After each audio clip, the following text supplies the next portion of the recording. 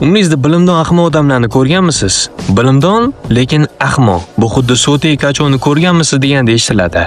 Yuzlab kitoblarni o'qigan, minglab ma'lumotlarni o'rgangan, lekin g'irt ahmoqligicha qolgan. Inson shaxsiyati ikki qismga bo'linadi: yadro va qobiq. Agar odamning ichki tabiati, yadrosi past va chirki bosgan bo'lsa, siz unga eng kuchli qurolni bersangiz ham o'sha yomon odatini tashlab yubormaydi. O'sha qurol yordamida o'zining pastligini yanada xavfliroq va kengroq miqyosda namoyon qiladi. Oddiy ahmoq o'z fikrining xatoligini dalillay olmasa, jim qoladi va bilmayman deydi. Lekin bilimli ahmoq qo'liga minglab kitoblardan iqtiboslar, ma'lumotlar va nazariyalarni oladi. Endi u o'zining har qanday nodon g'oyasini ilmiy va falsafiy qilib ko'rsatish uchun buyuk mutafakkirlarning so'zlarini qalbakilashtirib qo'llay boshlaydi.